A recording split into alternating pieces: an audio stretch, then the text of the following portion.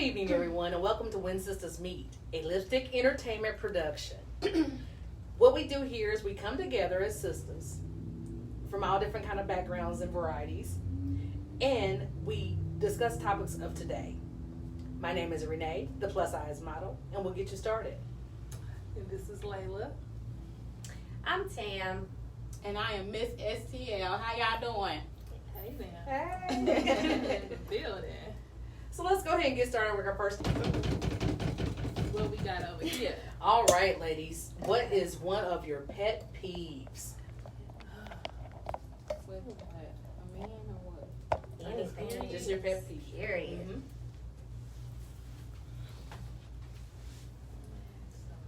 I'll start. Right. Actually, one of my biggest pet peeves is someone that does not keep their word. Yeah, that is a good one. You know, in business especially, in personal life, you know, if you say you're going to do something, I hold you to be able to do that. Come You on know, through with it. accountability. Yeah. You know? So that would be one of my biggest pet peeves. I'd say one of my biggest pet peeves is someone who doesn't always tell me everything, but then wait till the last minute and tell me everything, so I'm trying to catch up, and I'm like, oh my god, like be surprised in the moment. So when we're in that moment, I'm trying to catch up. Like full disclosure. Yes. Most of That's a big that pet is peeve. a good one. Okay. Yeah, that is a good one. I would say one of mine is someone that's condescending.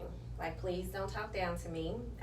I may not understand all the details, but I'm going to do my best and just, One of my pet peeves would have to be being lied to or not keeping it all the way 100. I don't like that. I mean, if you ain't gonna say it, don't tell me. Just don't tell me. If Right. you're gonna lie to me, just don't even tell me. Keep Because to if I yourself. find out, like you said, sometimes the truth always comes out, and you be like, Like, what? yeah. What's going on here? So yeah, I don't like being lied to. I don't like being lied to.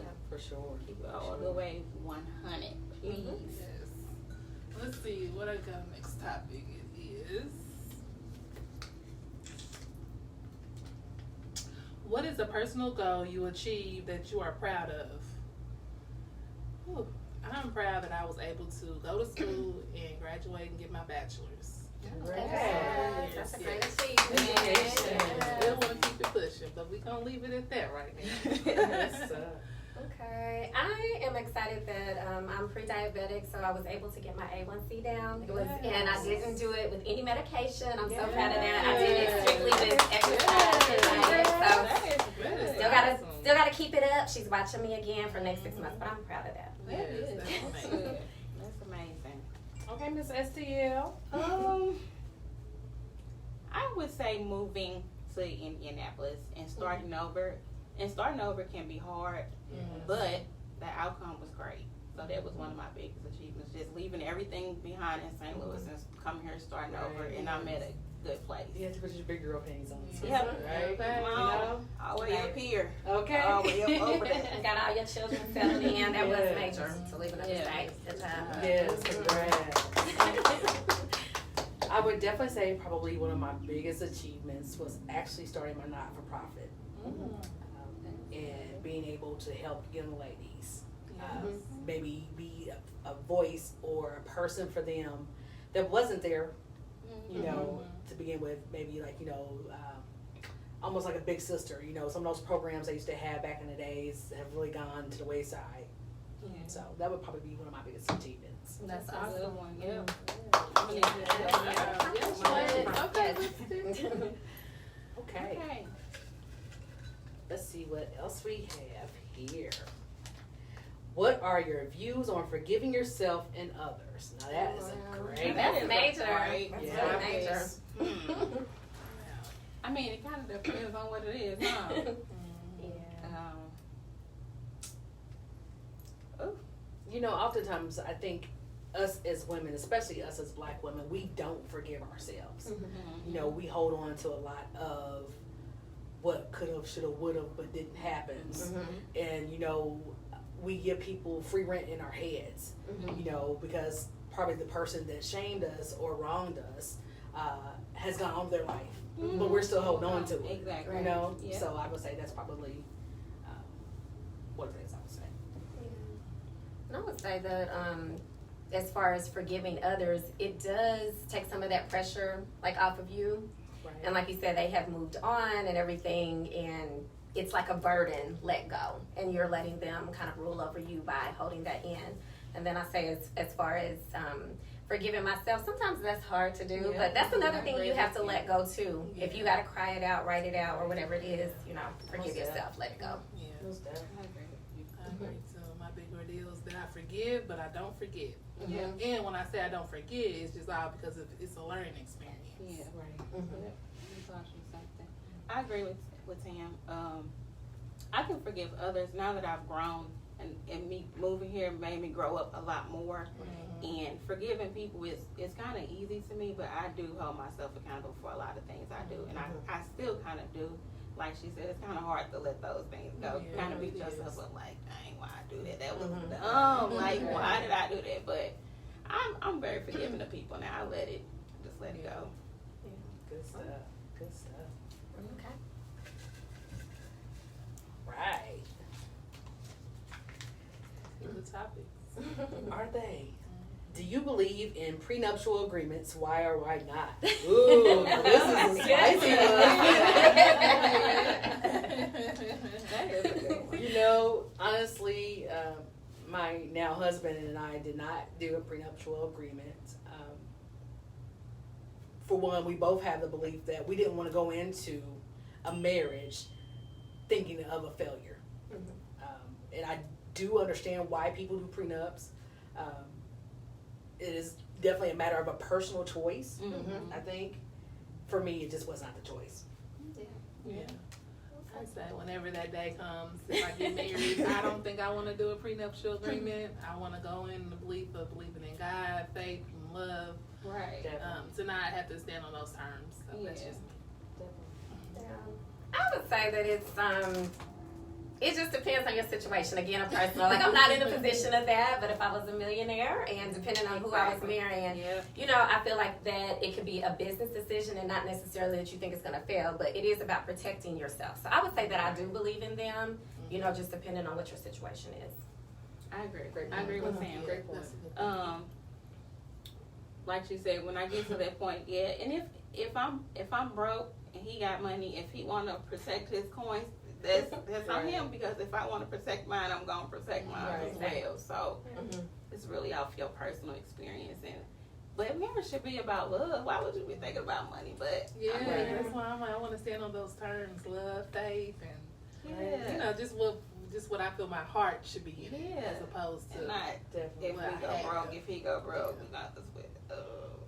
And I think I would go into it with love as well, but then unfortunately some people are not always honest and things come out. So if I had these millions of dollars in the bank and then this person turns out to not be who they said they were, I'd be happy that I protected myself, and that's why I say that I believe in it. So That's true. I agree. Most definitely food for thought.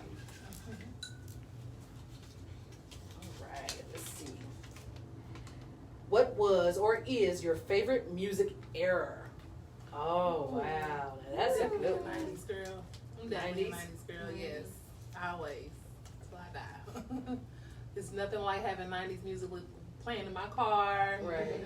Any mood I'm in, I can always find a 90s song to just set the car ride to at ease.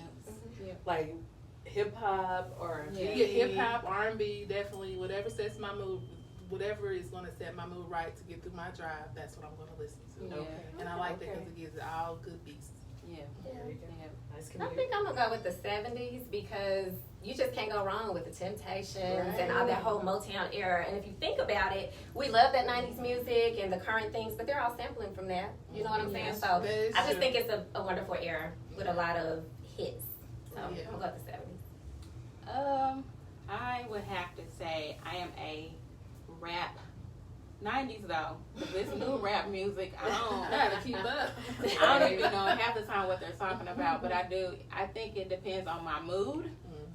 Sometimes I'll be ready to knuck a few bucks. Sometimes I want to just slow jam and slow dance. So R&B, hip hop, and rap is my thing. Awesome. Okay.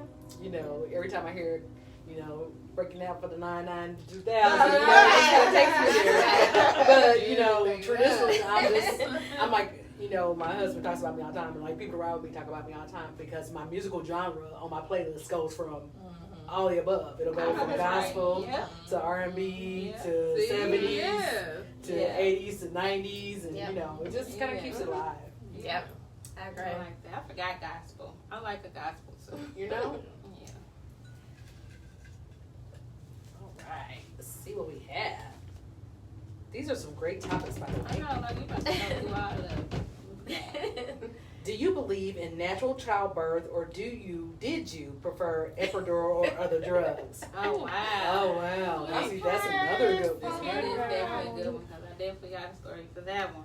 Oh my goodness! want Go first. for it. Okay, go ahead, girl. Since I have 4 kids and then I did not have any C-sections, I pushed them all out. Oh wow! The epidural wore off with my second child, so I had to take that pain, and I was screaming, I want to go home. I want to go home. I was like, give me my things. Let's go. They was like, Miss Quinn, where are you going? I was like, I'm going home. I want to get out of here. So at that point, that pain was already there. I just had to take it. I think they did end up giving me the morphine, and it was kind of helping. I was clicking that butt like this. And then with my 4th child, he stuck me in the wrong spot in my spine. Oh, So wow. I was numb all the way up here. Oh my goodness! My blood pressure was dropping. The baby blood pressure was dropping. They was like, oh, Miss Quinn, we got to do emergency C-section. I'm like, no, I never had a C-section before. I don't want to do that. And I started crying, and the nurse was really, really sweet. So she kept rotating us, and eventually the heart rate, everything got normal. So I ended up pushing them out. So, Well, that's awesome. but I would recommend an epidural be the last choice, honestly, because there's so many backstories behind it. But doing that experience, it was kind of hard. Right. So I would recommend just do the pain pills and stay away from the epidural, honestly. So I'm gonna go. Good to know. Yeah, Yes, stay there you away go. from me. So I'm gonna go. It definitely is a personal choice for me. Epidural all the way. So for my first son, I said, oh, we'll see what happens when I get there. I felt that pain. Epidural, bring it on. So with my second son, when I got there, they put me in the wheelchair. I'm saying to the nurse, I want my epidural now. And she's like, ma'am, we have to let the doctor check you and everything first. And I'm like, okay, but I know I want it. I got it. So, yeah. I reckon it's for me. Well, I'm definitely taking note. That There you go. I'll be your mom. Yes, I'll take an epidural because I Do don't a want water to birth. I always wanted to do a water birth. They just seem so common at home. Your family fry you some chicken or laughing, drinking. You're in the pool about to push out your baby. Now it's time. Okay. I've heard more things about them. Yeah, the But midwives yeah. actually are very popular, or becoming very popular again. Yeah. So, you know, I know back in, like, my grandmother's and great-grandmother's days, you know, they did childbirth at home. That's what they did. Wow. Me personally, I had all 3 of my children natural. Because Okay. I was scared of the epidural and them sticking me in the wrong place because I already have back problems. And I'm like, Okay. oh, no. Wow. Yeah. All natural. Yes, I thought it was crazy because, you know, it is actually the closest time that a woman becomes to death, you know, just Yeah. giving birth to a child, Yeah. you know, and a lot of people don't understand that. You know, but it definitely is a personal choice for sure, Yeah. you know, and I just commend all of you mothers. Yeah. Mother to me, not Yeah. now, but you know, whenever you're ready, whenever you're ready, I right? would definitely Yeah. say you have to have a high tolerance for pain. Because, boy, when you get to 5-6 centimeters, you be like, epidural, can I get it now? Or even 4 centimeters, you be like, epidural, After so long, epidural. it definitely became a blur, for sure, for sure. All righty, let's see what we have. Do you have a favorite ice cream? Ooh. Ooh, yes, I do. It's butter pecan. Oh, that sounds Yes. wonderful. I love it. Yeah, that is a good one. I'm I got a lot a, of them.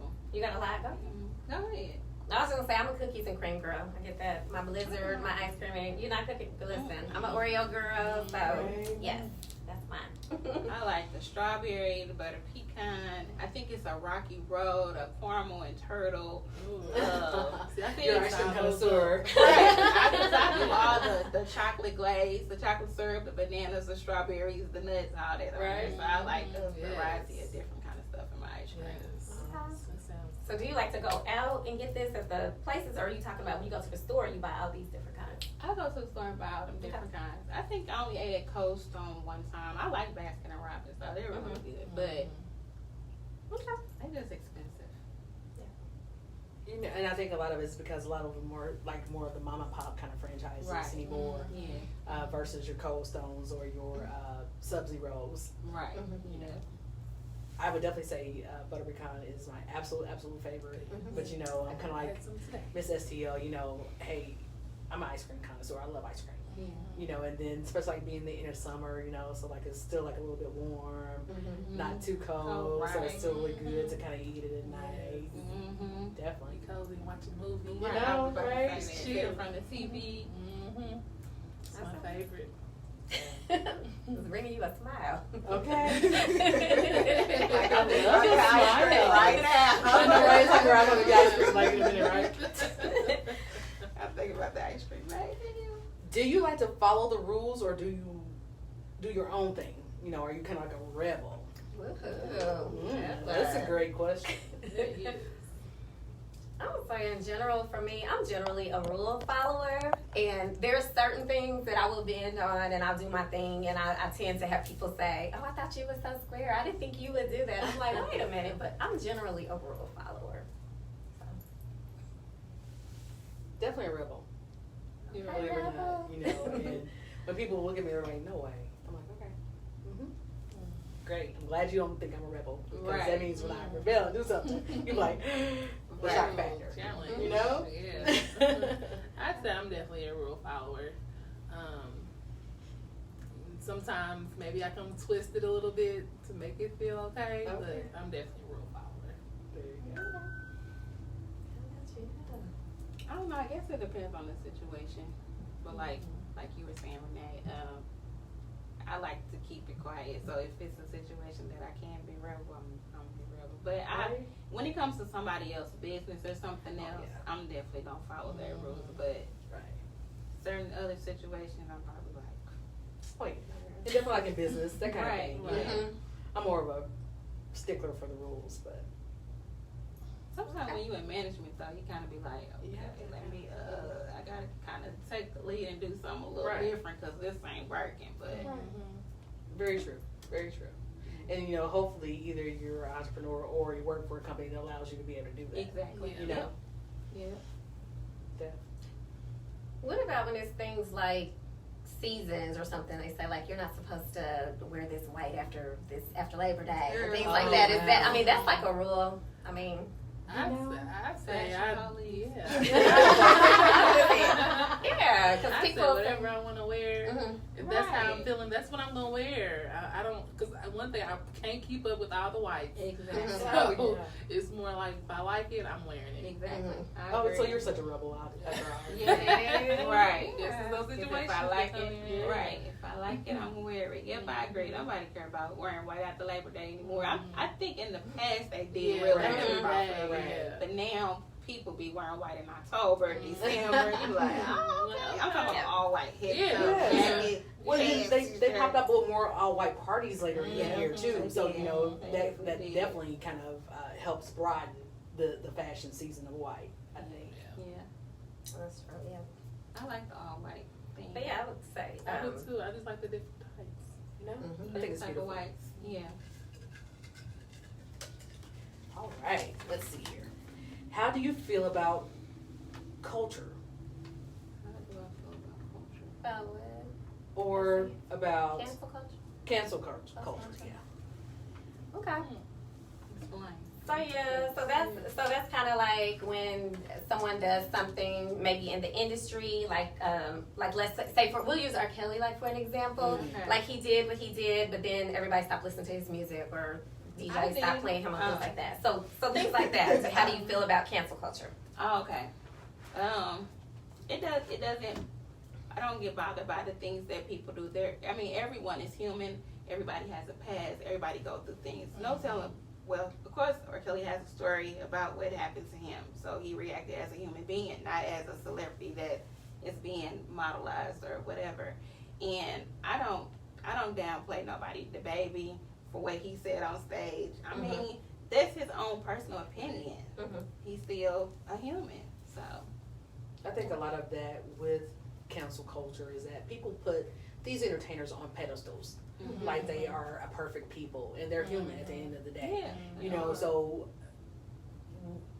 to me, my personal opinion is none of us have a heaven nor a hell to put anybody in. Exactly. You know, so I wouldn't judge them based upon some of the actions of their life. Now, granted, they very well may affect how I support them. Exactly. Yeah. You know, but I can't say that I would judge them any greater. Yeah, to be really honest, I mean, it really doesn't affect me personally. Yeah. So it's more so that's their choice. Right. That's what the circumstances they have to deal with. And they make mistakes. Mhm. We all are African American and supposed to love each other for whatever. No matter what. Yeah. Okay. Well, I would say when I worked in a Kroger in a corporate office, someone called during the Michael Jackson trial because the music was on in the store and asked, could we please turn it off and refrain from playing that in the store? Like, I think some things is a little extreme or whatever, but the manager did just call over and say, can you guys just please turn the music off? It's offending customers or whatever. But I think you just kind of have to be reasonable about what you cancel out. So what about the other customers in the store? Oh, I'm just That saying. did like Michael Jackson or wanted to hear Michael Jackson, like, You know, because comes on, everybody kind of breaks out, you know, in a little groove. Right. But it's It just like, is well, true. even like what Chrisette Michelle, when, you know, she did the inauguration for our ex-president, you know, us as sisters especially, we kind of banned her or blocked her. We had to cancel culture with her. yeah. Because, you know, it was like, how could you do that to your culture? Right. Yeah. You know, and a lot of people don't realize or don't understand. For one, she's not even from the United States. Yeah. You know, Yeah. she kind of comes from a different kind of culture. Right. You know, so for us to kind of like cancel her out, you know, I was kind of sad about that because I love her music. But again, I definitely understand. Yeah. Because a lot of rappers were going with Trump, and I couldn't understand why. But I didn't know a lot of African American people were, you know, Republicans. Right. There's I some was out there. like, I didn't know that. Mhm. I thought every African American was Democratic. I mean, I just did. Right. I really did. That definitely is a cultural thing. I mean, you know, I think traditionally in our culture, a lot of people are Democratic. But, you know, the great thing about our country and about us being liberated women of these days is that we do have a choice. Yeah. You know, we can kind of choose what we want to support and what we don't want to support. Absolutely. So you if you be a Republican as an African American and you don't like Trump, then what do you do?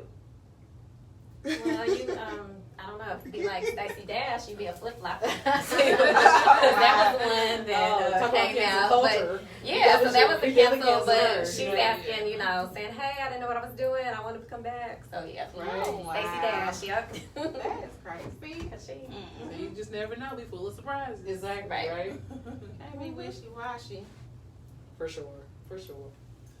All right. Let's see what we have here. All right.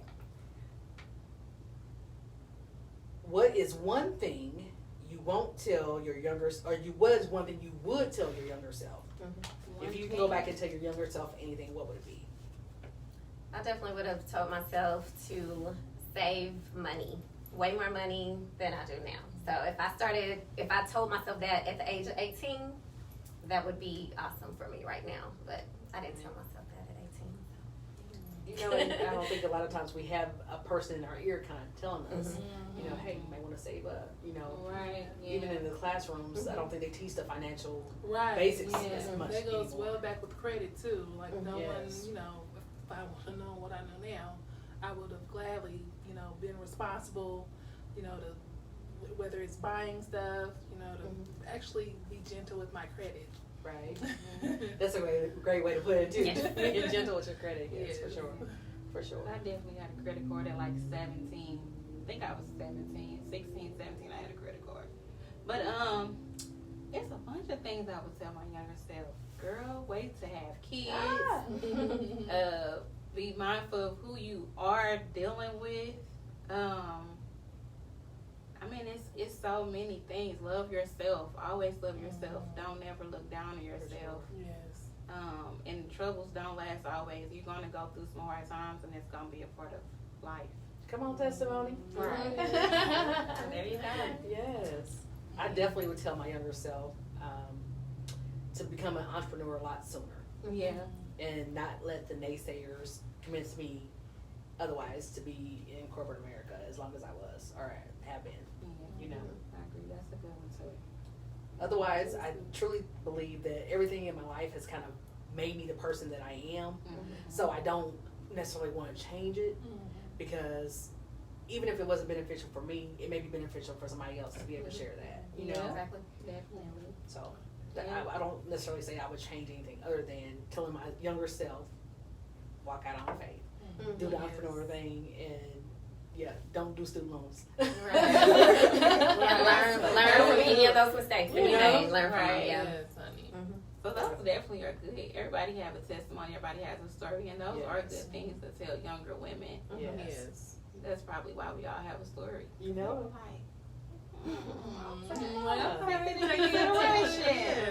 Definitely, most definitely. You know, and you never know who's really kind of looking at you. You know, with your testimony or your life. You know, I think being able to share some things that have happened in your life, you know, definitely will help someone. So definitely will. All right. Well, you know what? That's our time for today. We hope that you will join us next week for When Sisters Meet. Make sure that you also follow us on all social medias. That is on Facebook, Instagram, and our YouTube channel, Lipstick Entertainment.